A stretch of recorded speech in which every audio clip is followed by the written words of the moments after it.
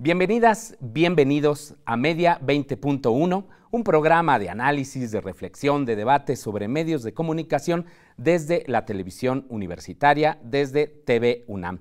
Y que en esta primera temporada estará relacionado sobre todo para analizar pues la relación que existe con las elecciones de este año y el poder político. Hoy queremos comentarles sobre el poder, si existe o no, de las redes sociales o redes sociodigitales en las elecciones que vamos a tener aquí en México. ¿Realmente las redes sociales pueden construir candidaturas? ¿Realmente las redes sociales pueden llevar a la presidencia a alguien en nuestro país? Y para ello hoy vamos a contar con la participación de dos expertos en este tema. La doctora Paola Ricord. Paola, bienvenida. Muchísimas gracias, Gabriel. Ella es directora de Open Labs, que es un centro de investigación del Tecnológico de Monterrey, del TEC de Monterrey. Bienvenida. Muchísimas gracias por la invitación. Y también nos acompaña Gerson Hernández. Gerson, él es profesor, investigador de la Facultad de Ciencias Políticas y Sociales de la UNAM y consultor en comunicación política también. Así es, Gabriel, muchas gracias por la invitación. Pues bienvenidos, bienvenidas. ¿Y qué le parece si hacemos una breve introducción con esta cápsula para que nos pongamos en contexto? ¿Qué tan influyentes serán las redes sociodigitales como Facebook y Twitter en las elecciones de este año en México?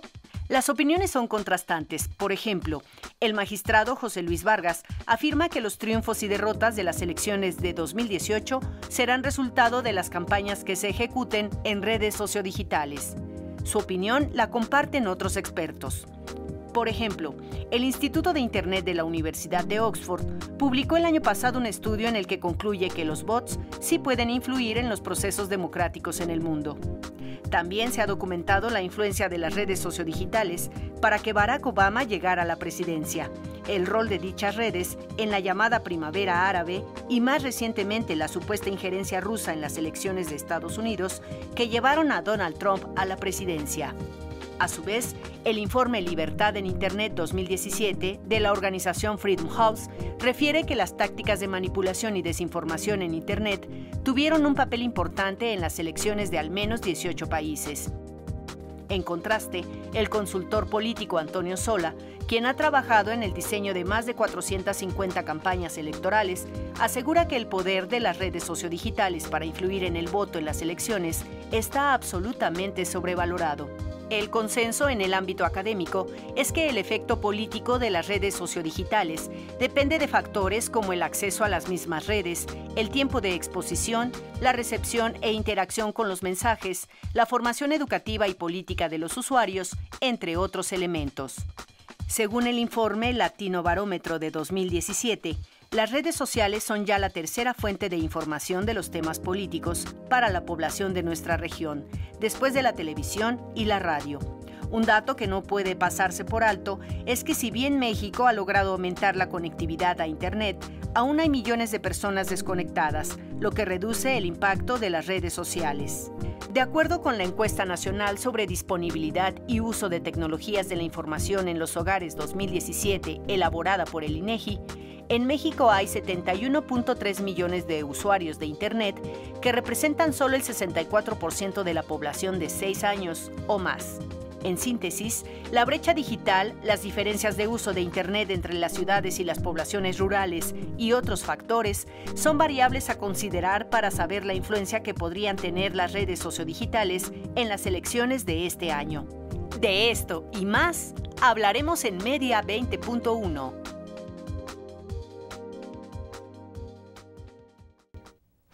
Ahí están algunos datos significativos de la penetración de las redes sociales, de Internet. Efectivamente tenemos una brecha digital muy importante, pero pues también hay que decir que a veces la participación política más intensa la vemos en las grandes urbes, que es donde también se definen ya sea candidaturas o también podrían definirse las elecciones. Antes de entrar al caso de México, les quiero preguntar, ¿cuál es, con base en lo que ustedes han investigado y han visto, algunos de los resultados del impacto de estas redes sociodigitales en las elecciones en otros países más conectados? Paula. Bueno, yo creo que el caso más debatido y más reciente es el caso de Estados Unidos, justamente. Bueno, ellos empezaron con este debate desde 2008 con Obama, ¿no? Pero yo creo que es complejo dar una respuesta de qué tan influyentes son y qué tan o no son tan influyentes, porque, como tú bien mencionas, hay que hablar de los contextos. Países conectados como Estados Unidos, donde hay una penetración importante y también un acceso a mucha más diversidad de medios, es decir, un ecosistema de medios mucho más diverso, ellos declaran que efectivamente hubo una intervención que incidió en los resultados de la campaña. Y como siempre, también en ese contexto hay opiniones diversas, es decir, si tú hablas, bueno, me tocó justamente hablar con una persona de Facebook, ellos decían, bueno, todo lo que hablaron de los bots y los trolls, pues a pesar de que hubo muchos bots, por ejemplo, los trolls tenían mucha más incidencia en generar ciertos climas de opinión a favor de Trump. Entonces, podemos, de alguna manera, ¿qué aprendizaje podemos tener? Pues tendríamos que analizar muy bien nuestro contexto, tendríamos que ver en qué condiciones estamos nosotros y en qué condiciones en particular en esta elección, que es diferente a la elección que vivimos hace 6 años. Claro, y una mayor conectividad, un uso mayor de las redes sociodigitales, ¿o no, Gerson? Porque también se hablaba de Obama, ¿no? En algún momento de que pues él llegó a la presidencia, incluso así se decía, gracias a Facebook, ¿no? Sí. Lo llegaban a decir, que es obviamente una afirmación muy tajante y que no está totalmente avalada, ¿no? Por una investigación consistente. Así es, Gabriel. Mira, en realidad hay 3 factores que me parece que tenemos que tomar en cuenta como un primer saque. Número 1, no hay que sobredimensionar, pero tampoco subestimar el uso de las llamadas redes sociodigitales. Ahorita desarrollo ese punto. El segundo, hay teorías de la comunicación como la aguja hipodérmica, las cuales han planteado que el efecto de los medios es limitado y que las audiencias toman sus decisiones a partir pues, de diferentes factores. El decir que Facebook o que incluso la misma televisión hace presidentes en el contexto de cualquier país es ser muy exagerado y querer ganar las 8 columnas de un periódico y se puede lograr. Y el tercer tema, que me parece que es el más importante, es la participación que se tiene, por una parte, utilizando Facebook y Twitter, y que pues muchas veces el ego de los políticos se aumenta al momento de que hay un like o un follower, ¿no? No hay una relación directa entre un follower ni tampoco un like. Pero luego los compran, ¿no? A los seguidores. Aunado a eso, ¿no? A todos esos factores. Entonces, el primer punto, no hay que sobredimensionar, porque al final hay muchos factores, como el hecho de la inseguridad, como el hecho de la educación de los electores, la instalación de las casillas, los propios debates, su presencia en medios, los spots. Es decir, hay todo un andamiaje, toda una serie de factores que van a determinar y van a dar información para que el elector vaya el 1 de julio y de los 120 millones de mexicanos que podemos participar, decida o tome una decisión. El segundo tema es la desconfianza que hay en los medios de información. En la cápsula con la que comenzamos a hablar. ¿Los medios tradicionales te refieres? Radio, televisión. En general, las instituciones, de acuerdo al Latinobarómetro, están en un declive en la materia de confianza. Se le denomina esto la era de las desconfianzas. También se le ha bautizado como la democracia diabética, donde en México, por ejemplo, 2 de cada 10 mexicanos apoyan al gobierno, y en el caso de los medios, México está en el último lugar de los 13 países a los cuales se analiza el Latinobarómetro. Menos de 3 de cada 10 mexicanos confían en los medios de información. Y el tercer punto, al final, es que hay toda una serie de factores por las cuales las personas que ingresan a Internet, hay que ser francos, lo menos que los jóvenes o la población hace al momento de entrar a Internet es para informarse de política o de los spots o de las campañas. Hay cosas más divertidas, y espero no meterme en ningún problema comercial, como las sensacionales series de Netflix, como los contenidos en YouTube y como muchas otras actividades lúdicas que al final me parece que es, y las métricas nos lo dicen así, que Internet no solamente es para informarse de política, sino también para generar otro tipo de entretenimiento. Claro. Ahora, Paola, tú has trabajado directamente con los jóvenes en procesos electorales. ¿Cómo ves esa participación? ¿Cuáles han sido los resultados de lo que has hallado y qué tanto les incentiva también a, pues, por ejemplo, qué es lo que esperamos, a votar? Bueno, yo creo que también hablar de jóvenes hay que contextualizar, porque si pensamos que el grupo de jóvenes que hoy va a votar por primera vez, que tiene 18 años, hace 6 años tenía 12. Sí. Eso como que no lo tenemos muy presente. No lo tenemos muy presente, y también si pensamos en un joven de 21 años, lleva 21 años ese joven teniendo, por ejemplo, de candidato regular en todas las elecciones a López Obrador, ¿no? Son también contextos que a veces tenemos que ubicar, porque no es lo mismo un joven de 18 años que ha vivido, pues, obviamente esta experiencia en un grado menor, y que a lo mejor el 132, que para nosotros fue tan importante, es muy remoto porque era un niño, y jóvenes que ya no son tan jóvenes, que están en otro proceso, digamos, de vida, otra trayectoria de vida, y que tienen también, como bien mencionas, pues una desconfianza brutal en las instituciones. Entonces, Pero si creen, por ejemplo, en lo que ven en las redes sociales. Creen lo que ven en sus grupos de confianza. Porque los jóvenes se manejan, pero y como todos un poco en general, ¿no? Por grupos de confianza. Entonces, si tú que eres mi amigo y yo confío en lo que tú dices, y tu opinión, digamos, para mí es importante porque pues, tengo una relación contigo, entonces probablemente lo que tú digas va a incidir en mi forma de pensar. Puede ser en una actitud, en una percepción o en una conducta que podría ser un voto. Pero obviamente esa relación, como bien mencionas, no es una relación directa. Y es ya de hablar de traducción de estas interacciones y de cómo todo el proceso de, digamos, comunicación, flujo de información, etcétera, va a incidir para que yo determine por quién voy a votar. Hay un paso mucho más grande. Mucho más complejo mucho que más todo complejo. eso. Es multifactorial, como bien mencionaste también, y por eso no hay que hacer afirmaciones tan tajantes. Tenemos jóvenes que son militantes, que están participando en partidos políticos como a la época tradicional.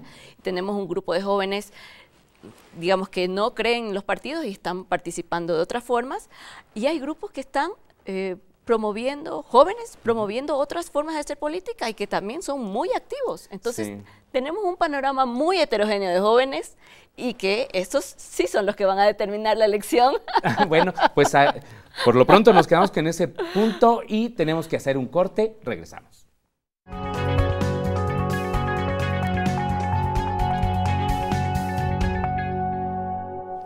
Pues sí, ahora sí que por las redes sociales se difunde mucha información. Algunos son rumores, pero mientras tiene el rumor algo de efecto en la gente, pues sí puede influir. Porque toda la gente se la vive en redes sociales, y más que leer periódico, ver las noticias o estar en otros medios de comunicación, se la vive en su teléfono.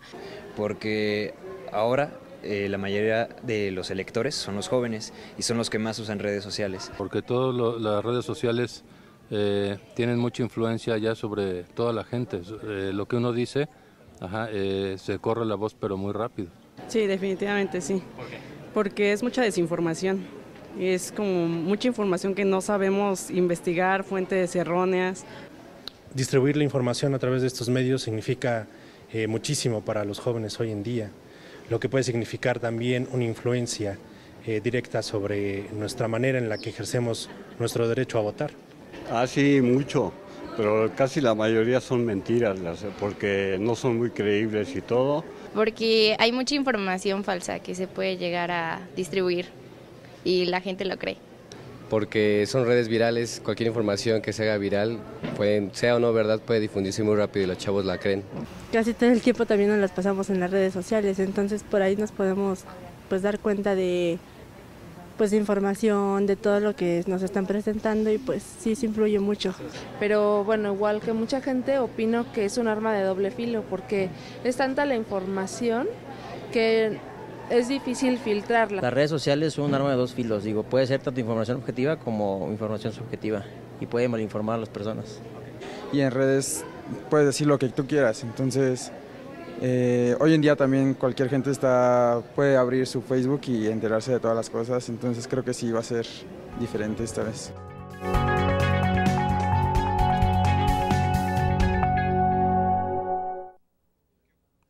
¿Qué le parece? Pues ahí están las opiniones de jóvenes y no tan jóvenes sobre el impacto en las redes sociales. Y muy interesante, creo que hay una capacidad enorme de conocer también la dimensión, el impacto de las redes sociales. Es decir, no todos se lo creen, ¿no? Como que hemos visto una evolución, yo creo que quizás en el consumo de las redes sociales, Gerson. ¿Tú cómo viste? Mira, son muy interesantes los testimonios, sin embargo hay que visualizar que de los 120 millones de habitantes, que 87 millones tendremos oportunidad de votar el próximo 1 de julio.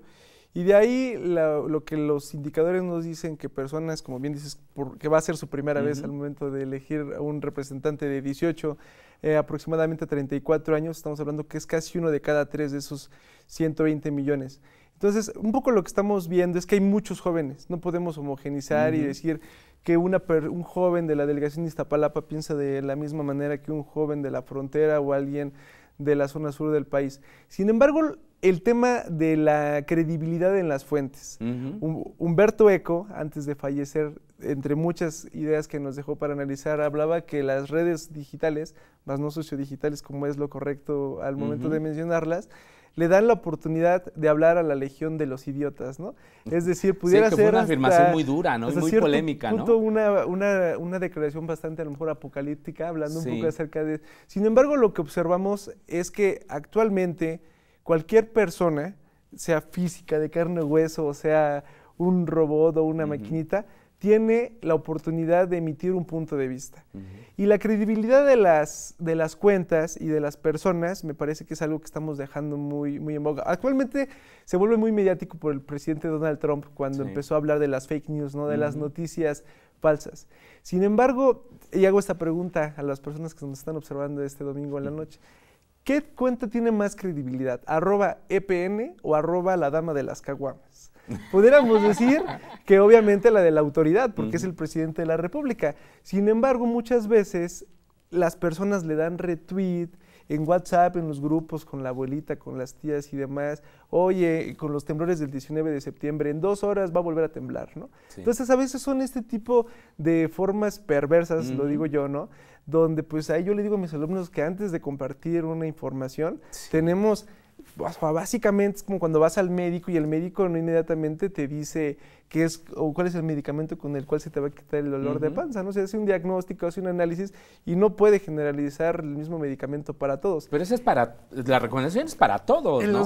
En la misma información, Gabriel, con teléfonos, con televisores, con radio, lo más importante es, antes de compartir y darle credibilidad a una información, el estar seguro de la fuente, ¿no? Claro. El medio es el mensaje, esa es una frase que se sigue empleando, ¿no? Que es de los teóricos de la comunicación, y me parece que qué bueno que los jóvenes estén en este momento pensando en la credibilidad de las fuentes. Claro.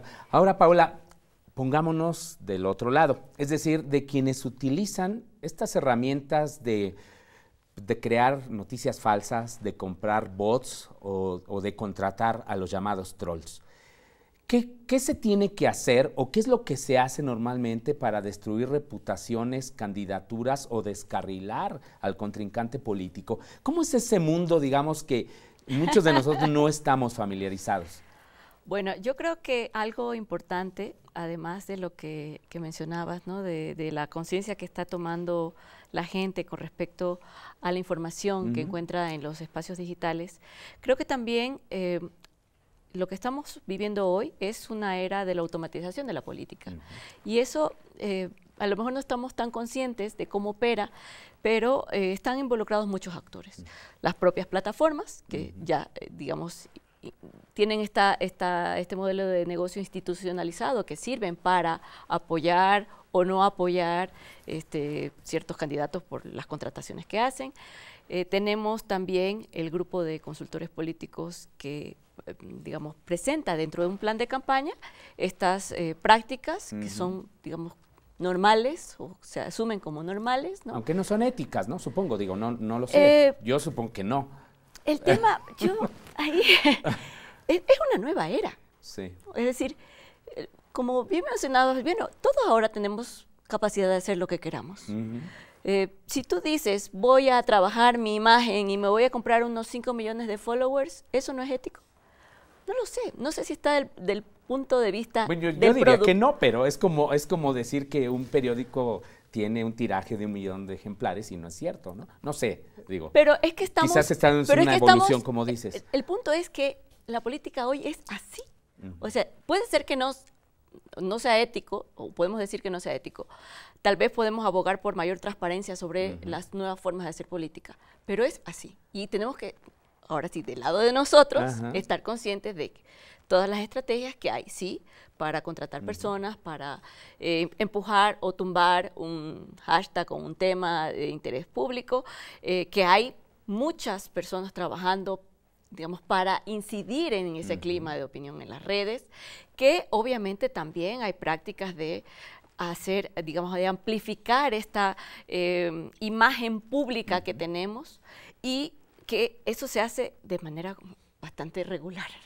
Bueno, se ha acusado, por ejemplo, al presidente Enrique Peña Nieto de los llamados Peñabots, ¿no? Que pues se han cuantificado y que han servido incluso para una manera de acosar ciertas tendencias de crítica hacia el ejercicio de su gobierno. Así es, pero eso es, digamos, esa es la nueva guerra. Ajá. Entonces, ¿qué pasa? Bueno, frente a digamos, a este hecho que es obvio, es evidente, entonces, ¿qué tendríamos que hacer nosotros? Ellos lo van a seguir haciendo. Claro. Con nuestra aprobación o sin nuestra aprobación. Pero con haciéndolo recursos, visible. ¿no, Paola? Eso sí.